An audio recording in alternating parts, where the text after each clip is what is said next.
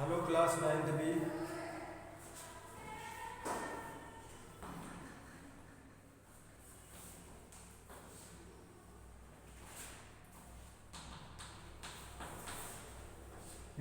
Period number 8 lecture 2।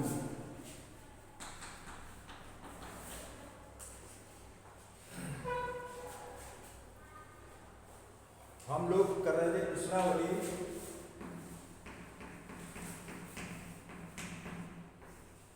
10.4। पहला question कल किया था, आज हम लोग करेंगे दूसरा क्वेश्चन।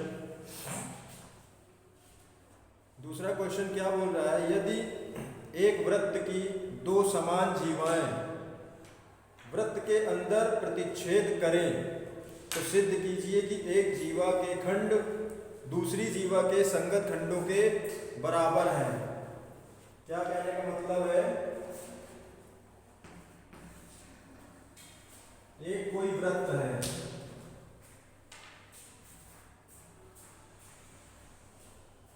ओके स्टूडेंट्स, इसका केंद्र O मान लेते हैं। क्या मान लिया, O।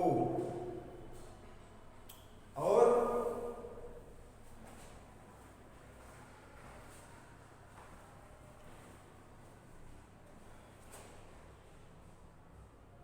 अब इसकी दो जीवा है तो समान है। मान लो एक जीवा है AB और एक जीवा है CD, जो एक दूसरे को वृत्त के अंदर क्या कर रहे हैं, प्रतिच्छेद मतलब काट रहे हैं। तो एक जीवा ये हो गई और एक जीवा ये हो गई। देखो वृत्त के अंदर क्या कर रहे हैं, एक दूसरे को काट रही है। पहली जीवा मान लेते हैं AB, दूसरी जीवा क्या मान लेते हैं, CD। ओके स्टूडेंट्स, और जहां पे काट रही है इसको मान लेते हैं E, जहां पर एक दूसरे को प्रतिच्छेद कर रही है। और दिया दो समान जीवा मतलब AB बराबर CD, जीवा ये दी हुई है।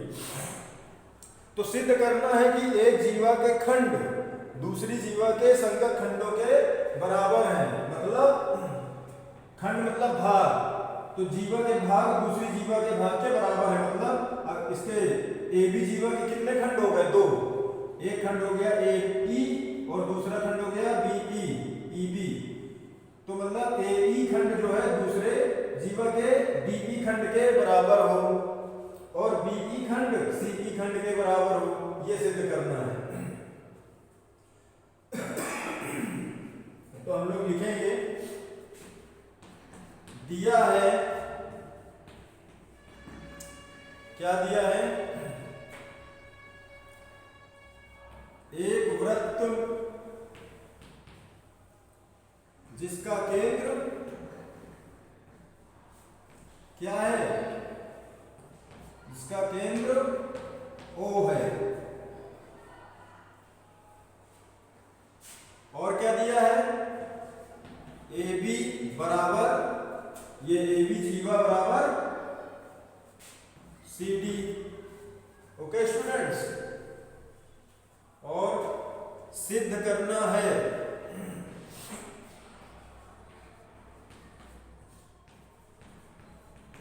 क्या सिद्ध करना है, AE, इस जीवा AB जीवा का जो खंड है AE, ये दूसरी जीवा के खंड के बराबर होगा DE, है ना। और दूसरा खंड और BE बराबर होगा CE। ये हमें क्या करना है, सिद्ध करना है। ओके स्टूडेंट्स, करते हैं उत्पत्ति।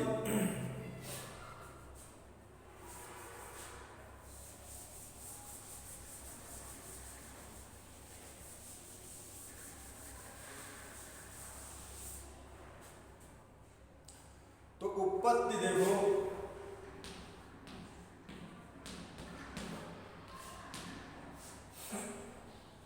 क्या होगा उत्पत्ति। उत्पत्ति में हम एक काम करते हैं, पहले रचना करते हैं। क्या करते हैं रचना, कि O से AB पर क्या करते हैं, एक लंब डालते हैं। क्या डालते हैं, लंब। और ओ से सीधी जीवा पर भी एक क्या डालते हैं, लंब। ओके स्टूडेंट्स, और जहां पे ये लंब मतलब ये 90 डिग्री का कोण बनाते हुए ये हमने लंब ये हमारा हुआ है ना, कितना कोण बनाएगा, ये 90, ये भी 90। तो ये जहां पर लंब जहां पे पड़ेगा उस बिंदु को मानते हैं M और इधर मानते हैं N। तो रचना में क्या लिखेंगे, केंद्र O से जीवा AB पर OM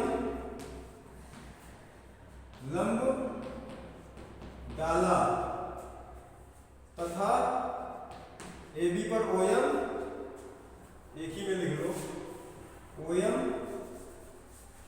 तथा जीवा CD पर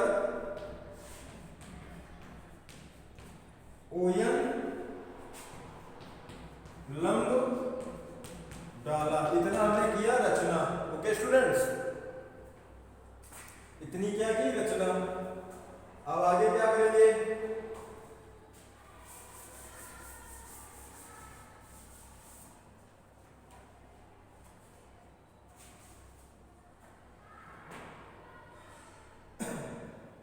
हाँ उत्पत्ति करते हैं। AB बराबर CD, ये हमें क्या था, दिया था ना, AB बराबर CD। अब देखो आप लोगों को पता होगा कि AB बराबर CD है, और एक चीज प्रमेय पढ़ी है आप लोगों ने कि केंद्र से जीवा पर डाला गया जो लंब है वो जीवा को क्या करता है, दो बराबर भागों में क्या करता है, विभाजित करता है। मतलब हो जाएगा AM बराबर BM तथा इसी प्रकार से ये ON जो है CD को दो बराबर भागों में विभाजित करेगा, CN बराबर DN। ओके स्टूडेंट्स,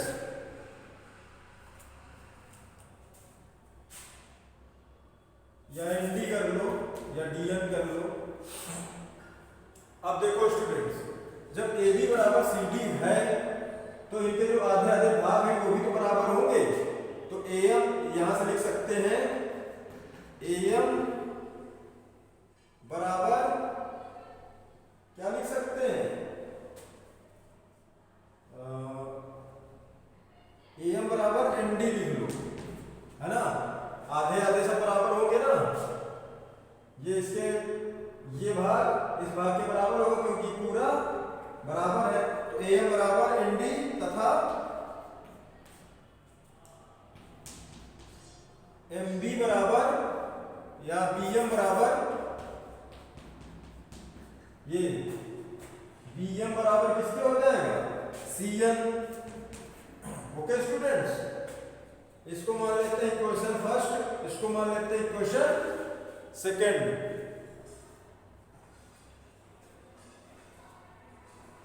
इतना हो गया। अब देखते हैं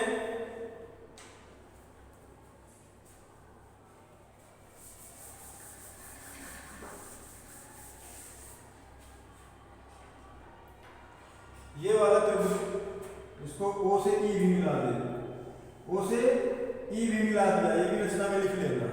तो अब देखते हैं त्रिभुज OME। आप त्रिभुज OME तथा ONE तथा त्रिभुज ONE में, त्रिभुज OME तथा ONE ये दो त्रिभुज दिख रहे हैं आपको। इनमें देखो हम बात करते हैं, पहले इनको क्या करते हैं, इनको हम कॉन्ग्रुएंट दिखाते हैं। ओके स्टूडेंट्स, तो देखो एंगल O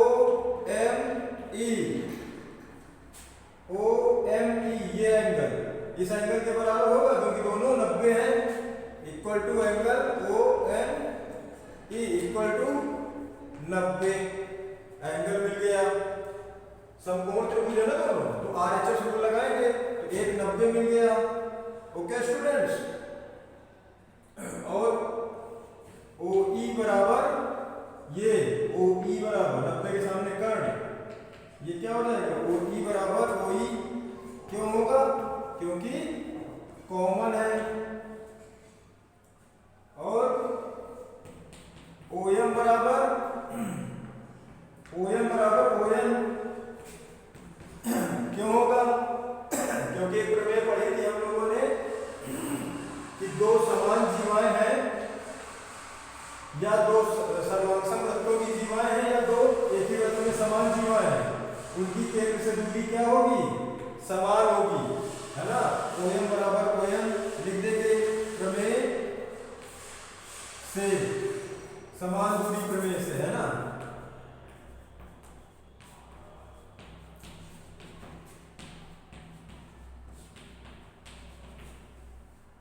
तो यहां से क्या हो जाएगा? त्रिभुज OME कांग्रुएंट टू ये सर्वांगसम टू त्रिभुज ONE। कौन से रूल से? By RHS right angle hypotenuse और साइड रूल से ये सर्वांगसम हो गए। अब यहां से जब ये दोनों सर्वांगसम हो गए तो ये ME बराबर NE हो जाएगा। तो ME बराबर NE किससे? बाई CP से। ओके स्टूडेंट्स,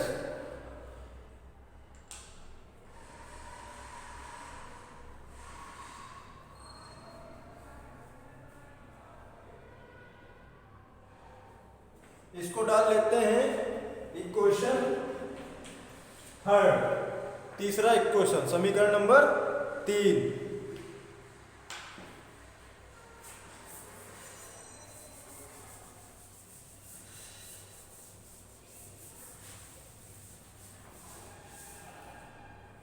अब क्या करते हैं?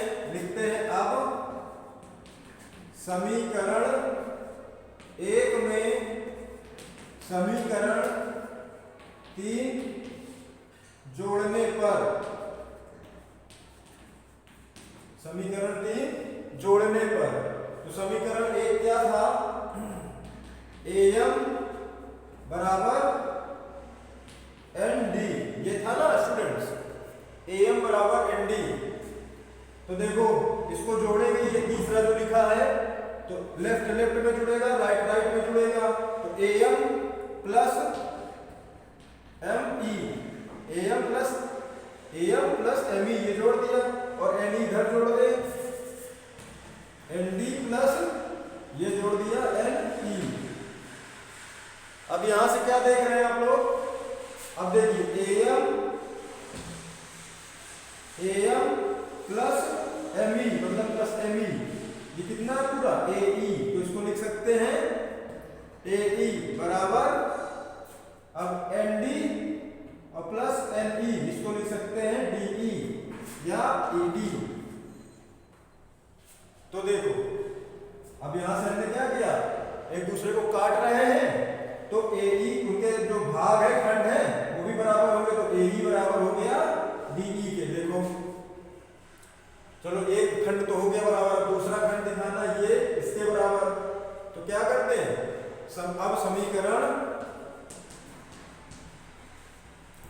2 में समीकरण 3 घटाने पर, क्या करने पर? घटाने पर। तो समीकरण 2 क्या था? समीकरण 2 था MB बराबर CN, है ना, यही था CN। तो अब इसको घटाएंगे तो लेफ्ट लेफ्ट में घटेगा, राइट राइट में घटेगा, तो AMB माइनस ME ये, और CN minus ME। Okay students, तो यहां से क्या आ जाएगा, MB, ये पूरा है, MB में घटा रहे हैं ME, मतलब इतने में से इतना घटा रहे हैं तो इतना बचेगा, तो यहां लिख सकते हैं BE बराबर CN माइनस LE, तो CN में हम घटा रहे हैं LE इतना, तो यही बचेगा, यहां लिख सकते हैं CE। तब देखो BE बराबर हो गया CE, तो ये भी प्रूफ हो गया। तो यही हमको क्या करना था, सिद्ध करना था। आप लोग क्या करेंगे, लिख लेंगे। चलिए आज के लिए इतना ही, नेक्स्ट वीडियो में हम लोग करेंगे क्वेश्चन नंबर 3। तब तक के लिए बाय।